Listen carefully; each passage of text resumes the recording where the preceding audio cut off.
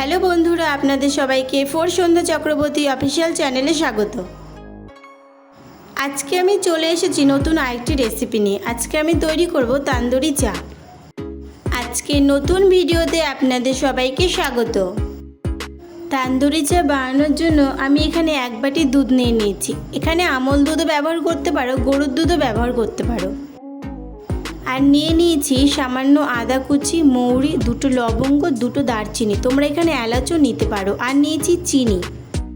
চিনিটা তোমরা পরিমাণ মতো নেবে, যেরকম মিষ্টি পছন্দ করো। আর নিয়ে নিয়েছি 2টো মাটির প্রদীপ।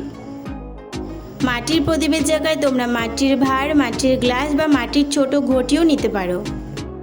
আর লাগবে চা পাতা। এরপর আমি একটা সসপ্যানে সামান্য অল্প জল নিয়ে নিয়েছি। জলের মধ্যে আমি সামান্য আদা কুচি আর মৌরি দিয়ে দেবো। যদি তোমরা এলাচ দিতে চাও তাহলে এলাচ থেতো করে দিয়ে দেবে। এছাড়া তোমরা তেজপাতাও দিতে পারো।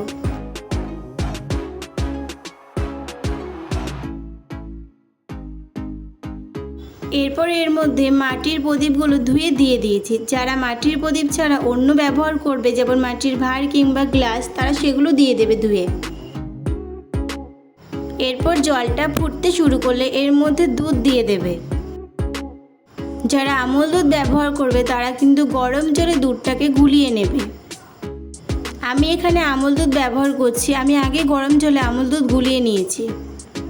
দুধটা একটু সামান্য ফুটলে তার মধ্যে আমি চিনি দিয়ে দেবো।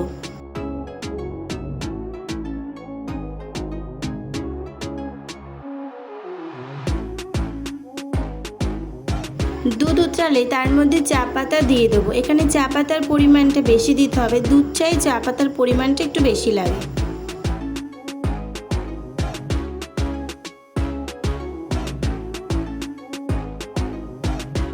একবার এভাবে চা বানিয়ে দেখতে পারেন, খেতে খুব ভালো লাগবে।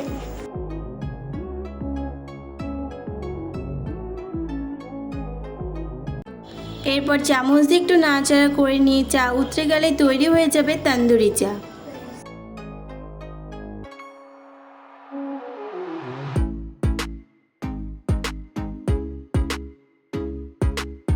তৈরি হয়ে গেল তান্দুরি চা রেসিপি। আজকের ভিডিওটা যদি ভালো লেগে থাকে তাহলে চ্যানেলটি সাবস্ক্রাইব করে পাশে দেখো বন্ধুরা।